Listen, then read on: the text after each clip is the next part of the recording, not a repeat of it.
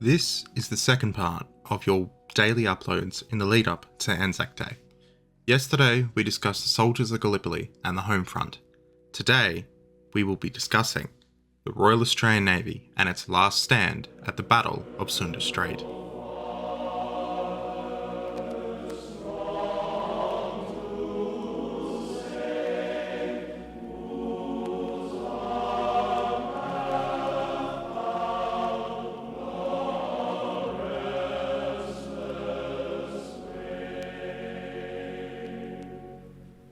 But first I want to set the scene for you. On the 27th of February 1942, Japan was running rampant. An Allied striking force, consisting of vessels from the Dutch, American, British and Australian navies, engaged a far superior Japanese force in the Battle of the Java Sea, a very narrow strip of water running between the islands of Java and Borneo. It was a complete massacre for the Allied forces. Abdicom was completely ill-prepared, its ships were smaller, they were pre-war designed to Washington Naval Treaty standards, and in many cases they didn't even meet those standards when it comes to the Dutch cruisers, who had been sacked with the issues facing the Netherlands in terms of pacifism. There is no real way to say this in a nice way. The Allies were completely and utterly destroyed at the Java Sea. For some, they managed to get away. HMS Exeter managed to flee for a time before she was hunted down and sunk. Coming out on another side of the battle, though, was HMAS Perth, under Captain Waller, who we have discussed before in my series on the Scrap Iron Flotilla, and USS Houston. USS Houston fell in line with HMAS Perth as Waller was the senior commander present on the field. Well, at sea at the time. And the two ships made their way to Tanjung Priok, aka Batavia, the modern city of Jakarta, in the Dutch East Indies. It was here that they had a choice to make. And Waller really had no choice at the end of the day. He had to leave.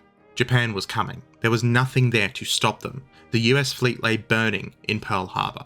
The cruiser squadrons that the US could deploy were simply not ready, or they were occupied elsewhere trying to desperately maintain the US line to stop the Japanese from raiding the west coast. To the south, there sat Australia. Her two larger cruisers, Australia and Canberra, and the smaller cruiser Hobart, which was slightly damaged, they couldn't turn north to respond. They just wasn't going to do enough and it wasn't going to be fast enough. The Royal Navy was bogged down in the Med and the North Sea and the Atlantic, also trying to defend the Indian Ocean on top of all of this. Waller was alone. The only help he could possibly get was from the Houston and a very damaged Dutch destroyer, the Evertsen, which maybe could sail. And so he had a choice. He could go east and try and cut through the islands to get to Darwin, or he could go west, the shorter route, to the Sunda Strait. Had he gone east, it is very likely he would have ended up on the bottom of the ocean next to HMS Exeter. They wouldn't have gotten far. The Japanese Air Force was everywhere. And so Waller, not even having enough time or ammunition, decided he would sail west. And so in the dead of night, HMAS Perth and USS Houston together set off for what would be their ultimate date with destiny. The Houston and the Perth did not remain in Jakarta very long. They were really stuck in a landlocked sea, controlled by the ships and planes of Japan, and they knew they had to get out, and that the Sunda Strait between Java and Sumatra, the closest escape route to the Indian Ocean, was a narrow laneway of water leading to freedom. Or perhaps it was a trap. Perhaps it was a submarine commander's dream. The Perth's commander, Captain Heck Waller, decided to make the dash. He told his crew he did not expect to encounter the enemy. But, if my reading on Heck has told me anything, I think he knew the odds of encountering them were quite high. At 10:45 PM, Baby Island Light was only 3 miles to starboard, and a few minutes later, Perth and Houston were opposite Bantam Bay, near the northwest end of Java, and 5 miles offshore. The Sunda Strait was almost in sight, and with it in sight, Perth increased her speed and Houston followed. They were steaming at 28 knots now, shuddering, straining and creaking under the vibration of their mighty engines and thrusting screws. Now you may ask, why were they not going at full speed the entire time? Well, fuel was a genuine concern. They would be able to get out, sure, but the odds of actually getting to Australia, well, that was quite low, if they'd have pushed it the entire way. It would only take an hour. One more hour and they would be through the Sunda Strait. In 2 hours or less, they'd be deep in the Indian Ocean and out of the trap. well within range in 5 hours of Australian patrol aircraft. Then, at 11:06 PM, when 5 miles from St. Nicholas Point, the extreme northwest tip of Java, with the Java Sea on the right, the Sunda Strait on the left, and the free ocean not far beyond, Captain Waller sighted a ship close to the headland. Turned to his crew on the bridge of Perth and he said, "Challenge?" As in to give the ship a challenge. "It's probably one of our corvettes patrolling the strait. Most likely this was a prayer more than a statement." The chief yeoman, Bert Hall, grabbed his Aldi's lamp and winked the code letters. The other ship replied, her lamp being a strange pale green. Her reply was strange. "UB, UB," Wallace said. "Repeat the challenge." But as Perth's oldest winked again, the other ship turned to make smoke, and as she showed her full silhouette, Waller's worst fears, and what he expected, came to fruition. He turned to his crew and he simply said, "Jap destroyer. Forward turrets, open fire." Then he called one unknown, knowing likely that there were more ships around him. Perth swung her bow to bring the broadside of her guns to bear on the enemy, then at point-blank range her 6-inch guns spewed shells and orange flame. In the plot below the bridge, Supply Assistant Ronald Closey kicked Tiger Lyons on the shin. "It's on," he said. He might as well have been announcing lunch. Lyons jerked upright from a bit of a nap and just in time to hear the captain's order to the guns, and his words, "One unknown." That was Lyons' cue to break radio silence and report the action to all shore stations. He scribbled the code and signalled and handed it to Closey, who ran to the radio room behind the plot as the guns opened up. And only Darwin, away to the southeast, ever acknowledged that this battle of the Sunda Strait had begun.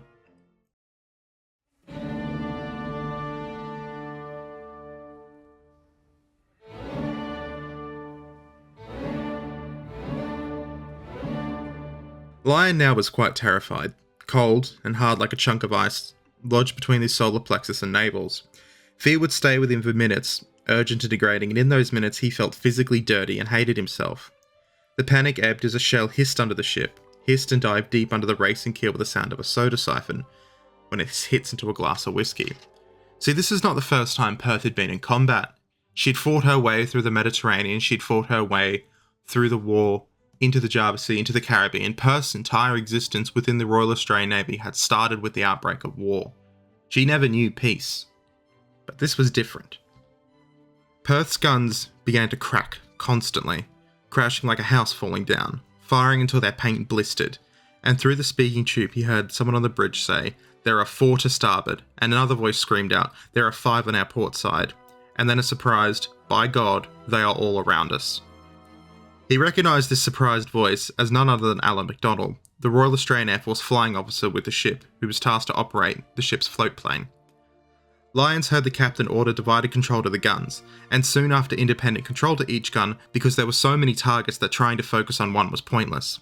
There were plenty too. The plot of the action after minutes showed 13 Japanese destroyers and 2 cruisers attacking them, and that was only part of the enemy force. He knew that he and his shipmates were in for a dirty night. But his panic never really returned. His plot showed that the farthest Jap was only 3 miles away, the closest less than a mile. The Japanese cruisers were firing over through their own destroyers, and he thought, "I hope the bastards sink each other." The Japanese and the Australian and American gunners on Houston were almost looking down each other's guns. I can't stress how close of a range this is for naval combat. The ships themselves are doing the equivalent of pointing their guns straight to each other's foreheads. At 11:26 PM, what should have been a barely few minutes from freedom, he noted that Perth collected her first shell in the forward funnel, with a burst of a steam-like locomotive blowing off and then another somewhere near the flag deck at 11:32. And at 11:50 she got another near the waterline, which burst in the ordinary seaman's mess. But she was still unharmed, all things considered. And although the Japanese had flung thousands of shells at her, it appears that the Perth and the Houston had absolutely shocked the hell out of them by being where they were. 44 minutes after the action had started, she was still fighting with every gun she had. Some say that she wasn't even firing her machine guns because they were useless, but there are other accounts, such as that from certain books regarding the event, that say Perth was lobbing machine gun rounds at Japanese cruisers. The same can be said of USS Houston, who entered the battle with one of her turrets completely destroyed. But who are our two ships? See, Perth is an Amphion-class or modified Leander-class light cruiser. She is the sister to the Sydney, who famously went down with all hands, and to the Hobart, who would later survive the war. Houston, on the other hand, is a Northampton-class heavy cruiser, one of the largest cruisers in the United States Navy, and an incredibly powerful ship, but in this instance she's lost complete control and usage of a third of her firepower. Then, at 12:05 am, just after midnight, a torpedo hit the forward engine room on the starboard side, and Lyons felt the Perth hang and lift, almost as if she was floating in the air. It took long enough for him to think, when will she come down? And then hundreds of ship identification photographs and other pieces of correspondence fell on top of him, from all the pigeonholes in the cabinet above. They frightened him more than the torpedo. He turned to his assistant, lobbed a few curse words, and the assistant effectively turned around and said, "Of course it is, now it's a bloody snowstorm." This was Fred Lassett, one of the electrical mechanics who was waiting in the plot room for damage reports. Lassett began to pick up photographs and David Griffith and the other mechanic helped him. Even though it was relatively pointless, they still did it. They gathered them in bundles, sorted them out in rough order and stuffed them back into the pigeonholes. Then a second torpedo hit, and the photographs poured out again. Lassett shrugged, left them there and said, "Stuff it." He took a slab of chocolate from his pocket, had a snack, looked at the dials with their flickering needles as the shells howled overhead, but he didn't even look up. Closey turned to him and said blankly, "You reckon we'll make it?" Lyons shook his head, kept eating his chocolate and said, "Yeah, doesn't look like it." Another crew member, Polo Owen, woke to see two rockets falling. They were Chartreuse and Scarlet, soft against the night sky. They dropped lazily and he thought of Guy Fawkes night when he was a child in Western Australia, and of how his brother once set off a Chinese basket bomb under his chair. The guns then opened up again and he jumped to his feet, but he could see nothing.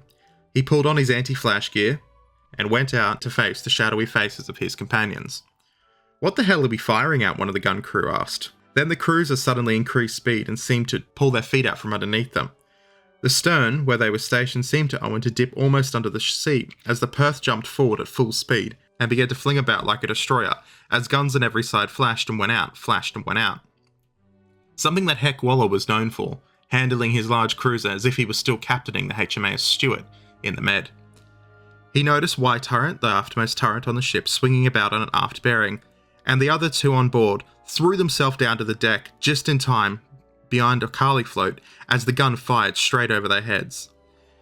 Some of them is quoted as saying after the battle that the firing of Y turrets so close to their heads gave them slight flash burns and singed their hairs.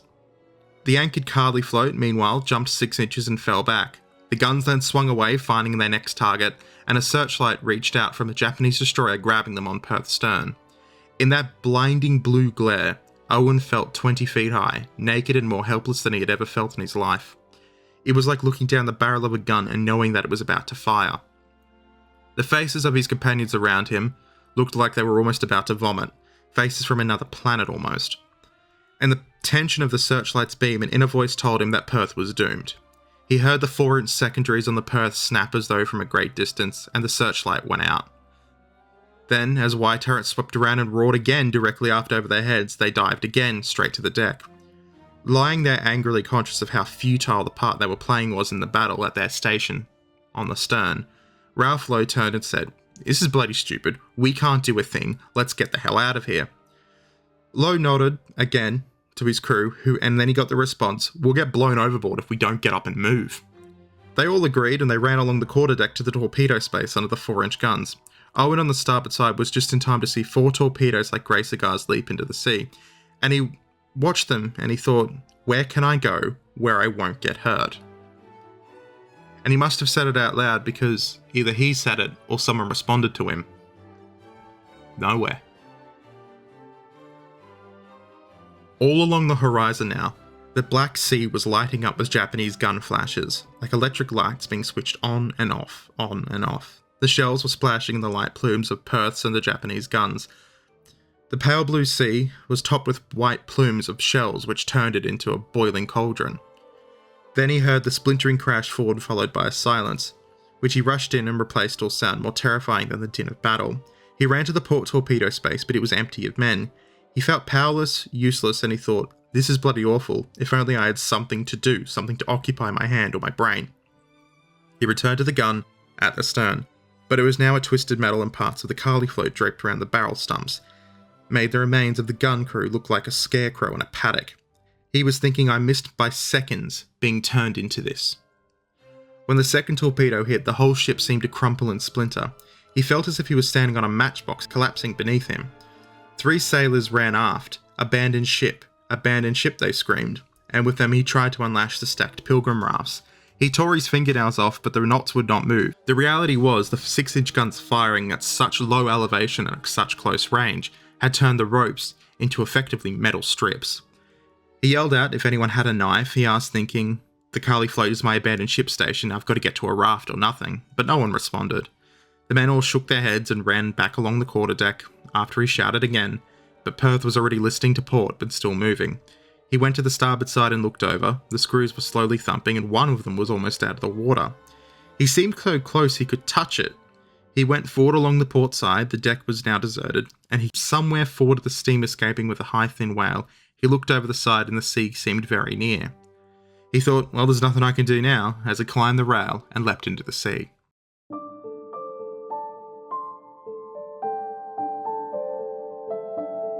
Less than a minute after action stations, Frank Gillian had climbed into his overalls, put his torch in his pocket and pulled on his Mae West.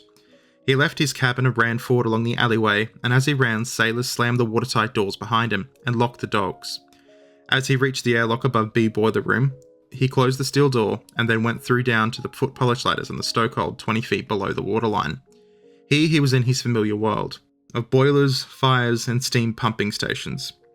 The air stank of hot steel, oil and cordite, even as the ship listed over, sucked in by the turbofans which thundered above like engines. It was at this point the chief stoker by the name of Reese turned to him, and he said, "Pretty sudden, wasn't it?" yelling as he got to the bottom of the ladder. The warrant officer turned, laughed a bit, and then grinned. Gillen went to the stocky chief stoker and stood beside him, with his backside propped up against the electric fuel oil pump, and was watching the pressure gauges, and close to him were the discharge valves like rows of organ stops. They had a brief conversation, these two men, and it went basically as follows. Obviously this is paraphrased a bit, considering not everyone survived this night. How on earth did I get myself here? God knows what's going to happen. And in an instant he realised he was talking to himself, because then he had to repeat it and yelled at the chief stoker's ear. "I say, Chief, it's time we had a cup of tea." Reese just heard him and yelled back, "I had mine before I came down, but I can get some organised." It was around this time, just as the men were sitting down for a cup of tea, as the ship swayed and fired above and beneath them, that the third torpedo hit. It hit an area in the forward engine room, so that their rear engine room was completely unaffected save for a few broken dials. As water sprayed and sizzled down the boilers, they jumped up, turned the handles and sealed off the cocks. This was the moment that Perth was doomed, because when that forward boiler room was hit, there was so much water from the earlier 2 hits in the Perth that she began to lose life. One moment she was swinging around, swaying and going as fast as she possibly could. As torpedoes punched her side, she kept going. But it was here that she lost speed. She straightened out, slowly, almost reluctantly, seemed tired and listless, and looking at the sides of the boiler room, the man turned and said, "If a fish comes in here, we're finished." Then finally the turbofans cut out. But the men who were in that room, knowing that they could no longer keep their ship running, knew what to do. They climbed over, got the turbo pumps running again, and began to think about how to make their exit. Another big explosion, the ship listed and seemed to go down a little by the head. She then levelled out, lost way and rolled again to port. Somehow the ship was still steaming, but Gillen felt the plates under him moving like those of a ship in rough sea. It's almost like she was dying, or already dead, but somehow still moving. Then came another explosion, and the boilers began to scream and blow off their safety valves. Gillen grabbed the phone to the engine room. It was dead. He tried to call damage control. It was dead. He tried to call the bridge. Dead again. He tried to ring the telegraph in the engine room. The telegraph was jammed. The ship then listed again, and Terzi said calmly, "We better shut the boilers down." And so the engineers went through and they shut down the boilers. The thing is, if water got into there and hit the boilers, the whole ship would explode, and then nobody would have a chance to get off. The ship by now had a 45-degree list, and it was pretty obvious that she was going to sink. She was now completely dead in the water. except for the fans which were still whining in the engine rooms and the lights which were still somehow on because of the breakers. This let the men know that the boiler room and the diesel generators were still working, which would give them time and light to get off. Although the ship again rolled, and it seemed to force them to slide down the decks. The engineers, together, decided at this point, as the list increased and more torpedoes hit, that they would cut the fuel feeds to the engines in order to prevent fire and explosion. They cut the oil off completely, and then they took their time to escape the engine room. They shut off everything they could, and then orderly, one by one, went up the ladders.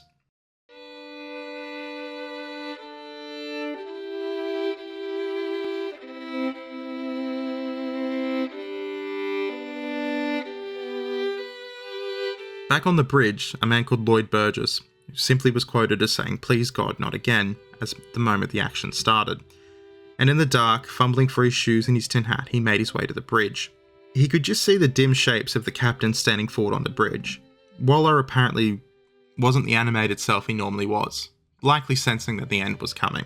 John Harper, the navigator, stood near his captain near the binnacle. Peter Hancock's the gunnery officer, and Johnson, the first lieutenant, sat near their captain too. Willie Gay, the officer of the watch, Guy Clark, the torpedo officer, Bert Howell, the chief yeoman, Alan McDonald, who I mentioned before, the RAF flying officer, and Frank Tranby White, the paymaster midshipman, all stood together, and every time the gun flashed, the men on the bridge were deep etched against the violent light, as although they were in a brilliantly clear photograph without flinching. Between the gun bursts, Wallach simply gave orders: starboard 20, the ship swung; midships, the ship steadied; port 15, the ship swung; midships, the port steady, and on it went like a monotonous chant, in a jungle of light and dark. He heard Waller call, "What about those targets on the port bow?" and the navigator quickly replied, "They're islands, sir."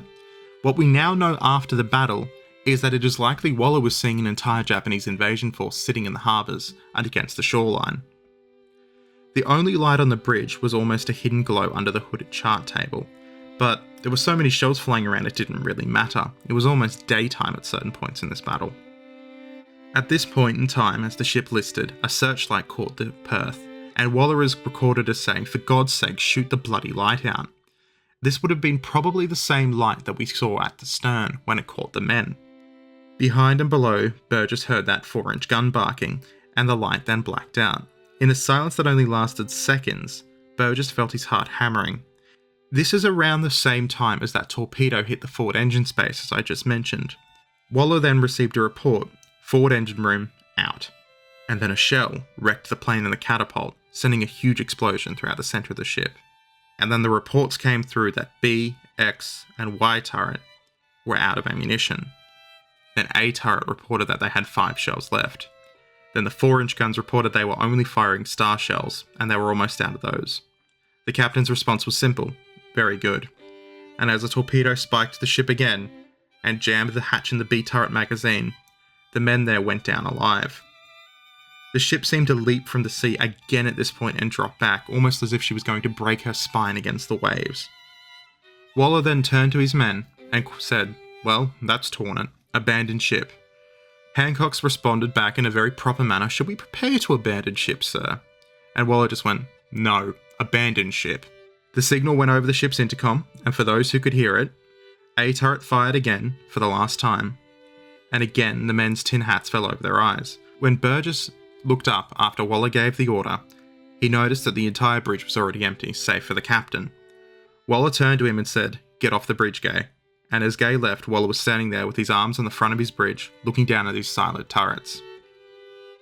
We don't know if Waller ever made an attempt to get off the Perth.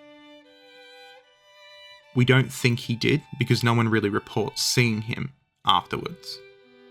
But we know that night Australia lost probably the greatest naval commander it has ever produced, before his potential had been fully reached.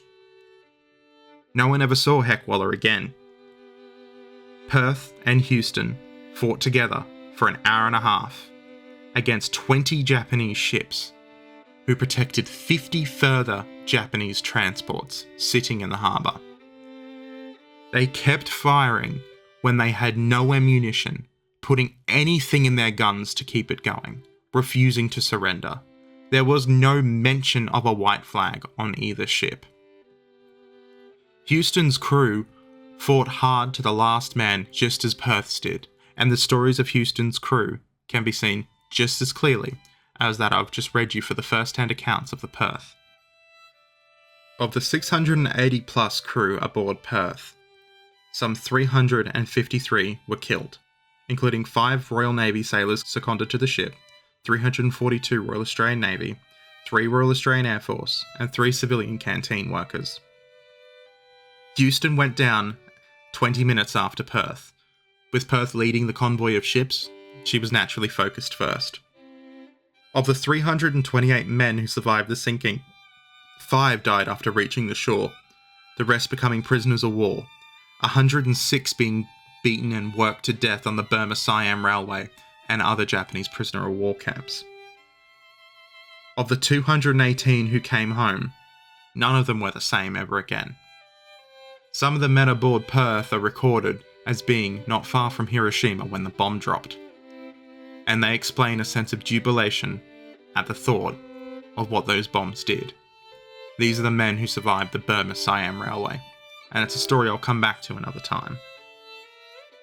The legacy of the Perth in Houston is something that I can't really go into without being here for a long time. The ship itself, the original bell, has been salvaged, and it is displayed in the Perth Town Hall in Western Australia.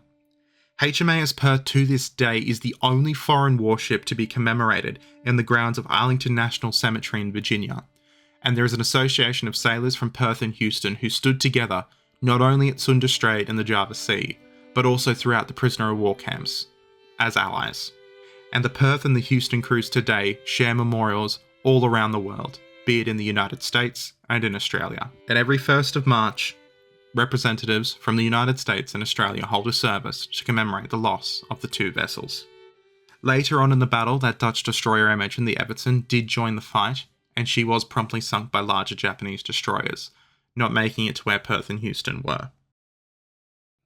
As an anecdote, during the battle, the cruiser Megami fired multiple torpedoes that had missed the Perth, sinking 4 Japanese transports and blowing a Japanese minesweeper in half through friendly fire.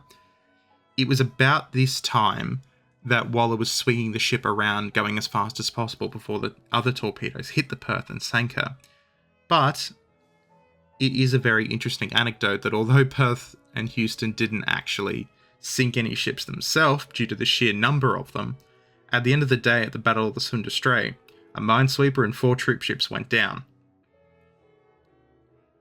Lastly, Perth and Houston have been subject to, there's no real way to put this, theft and desecration. These 2 shipwrecks don't really exist anymore. They're gone. They have been taken apart by illegal salvage operations, supported not only through local Indonesians, but also Chinese, communist Chinese at that. It is a very disgusting thing to have to say that the graves of 500 Australians, Dutch, and Americans have been, 500 plus that is now completely gone, or nearly completely gone. But through videos like this, I hope, and through research and family stories, their legacy will live on. So thank you for joining me for the second daily upload in the history of ANZAC Day, and some stories of ANZAC as we get closer and closer to the day on the 25th. Tomorrow, we will be discussing the last stand of the Royal Australian Air Force at the Battle of Rabaul, where the order was given, "We who are about to die, salute you."